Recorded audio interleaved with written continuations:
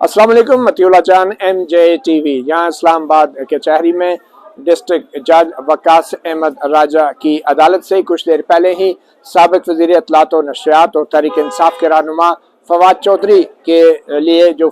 जिस्मानी रिमांड की पुलिस की दरख्वास्त थी उसको मुस्तरद करते हुए डिस्ट्रिक्ट जज ने फवाद चौधरी को जुडिशल रिमांड पर जेल भेज दिया है। आज तकरीबन 1 घंटे तक जज वकास अहमद राजा ने अपने कमरा अदालत में दूसरे वकला के हमरा मुल्ज़िम का इंतज़ार किया, मगर कुछ देर पहले जब फवाद चौधरी पहुंचे तो उनकी तरफ से अदालत को बताया गया कि 6 दिन तक पुलिस जो है उन्हें घुमा रही है 6 दिन से, और 6 दिन में सिर्फ 2.5 घंटे वो नींद कर सके हैं और उनको जिस्मानी और ज़हनी तौर पे जो है अज़ियत दी गई है, तशद्दुद का निशाना बनाया गया है। मगर इसके अलावा फवाद चौधरी ने तशद्दुद के हवाले से कोई और दूसरी बात नहीं की कि उनको सोने नहीं दिया गया। जज वकास अहमद राजा ने दलाइल सुने, तफ्तीशी अफसर से पूछा कि अभी उनको मज़ीद किस मकसद के लिए रिमांड चाहिए। तफ्तीशी अफसर ने बताया कि लैपटॉप और मोबाइल जो है वो अभी तक उसकी रसाई हासिल नहीं हो सकी और वो हासिल करने के लिए मज़ीद 4 दिन के जिस्मानी रिमांड की पुलिस ने सदा की थी, जो जज वकास अहमद राजा ने मुस्तरद कर दी है। इसके अलावा इलेक्शन कमीशन के वकील भी पेश हुए। इलेक्शन कमीशन के वकील ने कहा कि जहां तक इलेक्शन कमीशन का ताल्लुक है तो उनको मज़ीद एविडेंस की ज़रूरत अब नहीं है और जो दस्तयाब एविडेंस है उसी की बुनियाद पर इलेक्शन कमीशन अपना मुकदमा लड़ेगा। जिसके बाद डॉक्टर बाबर अवान ने भी दलाइल दिए और कहा कि मज़ीद किसी किस्म के रिमांड की ज़रूरत नहीं है।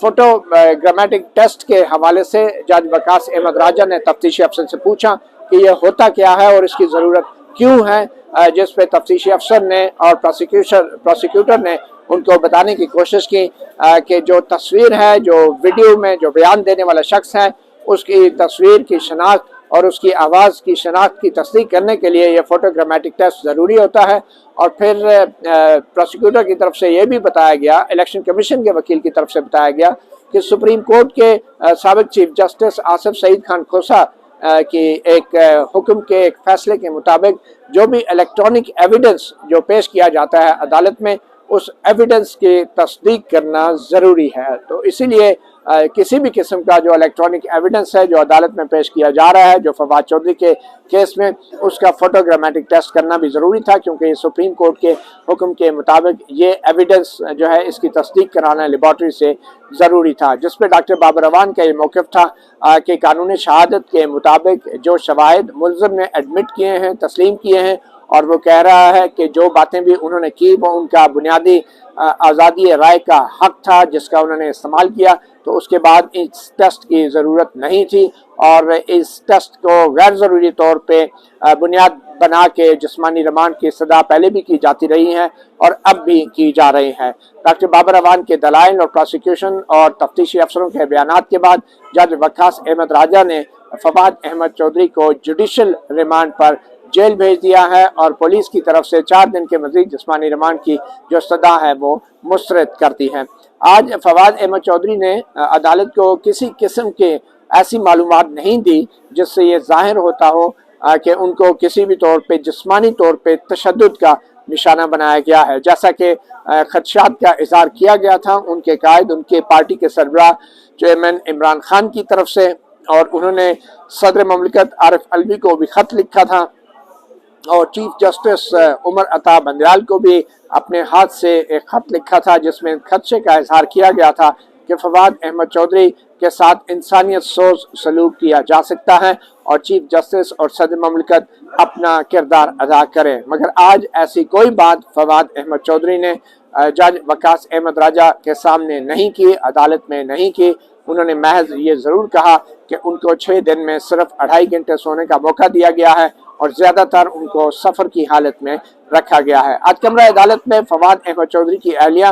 उनके दूसरे अहल खाना भी मौजूद थे, वकीलों की और PTI के कारकुनों की बड़ी तादाद भी कमरा अदालत में मौजूद थी और फवाद अहमद चौधरी को काफ़ी ताख़ीर के साथ अदालत में लाया गया था। तो आज की आम खबर यह है कि अब फवाद अहमद चौधरी को जुडिशल रिमांड पे जेल भेज दिया गया है और कानूनी एतबार से जब किसी भी मुल्ज़िम को जुडिशल रिमांड पे जेल भेज दिया जाता है तो उसके फ़ौरन बाद ज़मानत की दरख्वास्त अदालत में दायर की जा सकती है और डिस्ट्रिक्ट जज के सामने जमानत की इस दरख्वास्त के ऊपर आया मुल्ज़िमन को या तो जमानत पे रिहा कर दिया जाता है या फिर उसकी जमानत की दरख्वास्त मुस्तरद करते हुए मुल्ज़िम को जेल में ही रखा जा सकता है। मगर अब इस बात का इम्कान पैदा हो गया है कि फवाद अहमद चौधरी आइंदा चंद रोज़ में जमानत की दरख्वास्त दायर करेंगे और इस बात का इम्कान है कि वो जमानत पर रिहा भी हो जाएंगे, मगर इसके साथ साथ मुकदमा भी चलता रहेगा।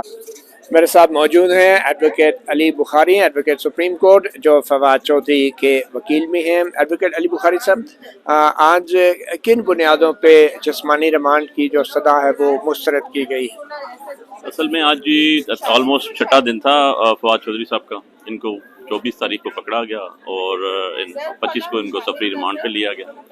और उसके बाद फिर यहाँ पर 2 दिन का रिमांड हुआ पहले, उसके बाद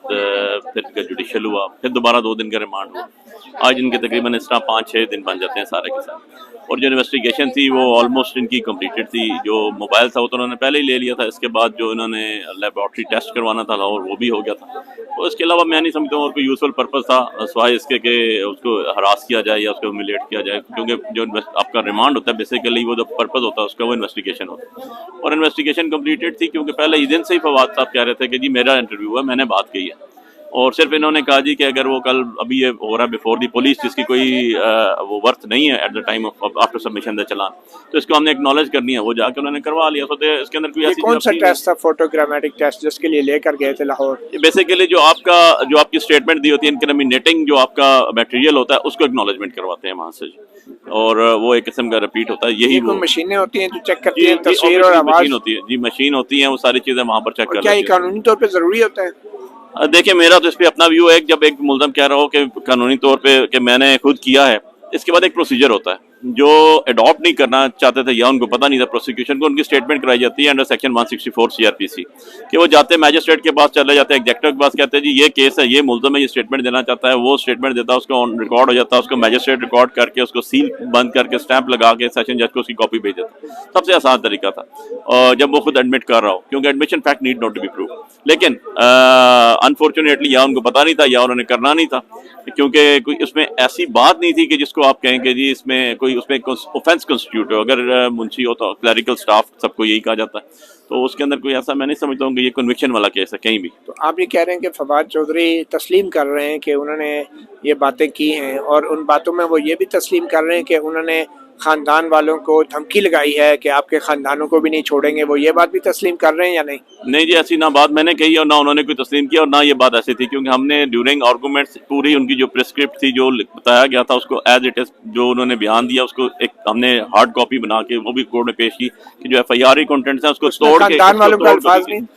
तोड़ के बयान किया गया। उसमें अगर और वो चीजें आई हुई हैं उसके अंदर जिसको बिल्कुल इन्होंने इग्नोर किया हुआ है उसके ऊपर। सेकेंडली जो है मुंशी की हद तक बात की गई थी और उसी के ऊपर एलिगेशन लगाया और वही ऑफेंसेस कंस्टिट्यूट की गई। लफ्ज़ खानदान इस्तेमाल हुआ नहीं जी, मैं जो आप जिस सेंस में कह रहे हैं कोई क्रिमिनेटिंग मटेरियल जो है उसके अंदर नहीं था, क्योंकि जो ऑफेंसेस लेवल्ड हुए क्योंकि लाइक लकूनाज हैं। लकूना क्या आ रही है उसके अंदर FIR के अंदर के जो सेक्रेटरी है जो कंप्लेनेंट है वो सेक्रेटरी सब कंप्लेनेंट नहीं मान सकते FIR में, तो जब उसकी बेस ही गलत है कंप्लेंट ही गलत है तो उसको आगे फर्दर कैसे चलाएंगे। लेकिन ये चीज आगे या 265K में आएगी इक्विटल के ऊपर या आफ्टर सबमिशन ऑफ चालान देखा जाएगा कि क्या आएगा। जो FIR में खानदान को धमकी लगाने वाली बात की है वफाद चौधरी उसको तस्लीम नहीं कर रहे? नहीं जी, उन्होंने कहा ही नहीं, क्योंकि वो जो FIR में कंटेंट्स हैं और जो प्रिस्क्राइब हमने सारी करके दी है प्रिस्क्रिप्शन उसकी जितनी भी ट्रांसक्रिप्ट जो भी है उसमें वो चीज नहीं है। उसमें खानदान का लफ्ज है ही नहीं, खानदान का लफ्ज नहीं, उसके अंदर पूरी का पूरा आप एक जगह से तोड़ते हैं और तोड़ के दूसरी जगह लगा देते हैं, उसकी मीनिंग चेंज हो जाती है। वो कहना क्या चाह रहे थे, असल मीनिंग क्या था? असल मीनिंग ये था जी कि जो मैंने अंडरस्टैंड किया, अब ये तो वही बताएंगे कि उनका असल मकसद क्या है, बट जो हमने जो लीगल मैंने डॉक्यूमेंट्स देखे हैं, जो ओरिजिनल डॉक्यूमेंट्स देखे हैं, जो FIR देखी है, उसके बाद जो रिमांड लेने, क्योंकि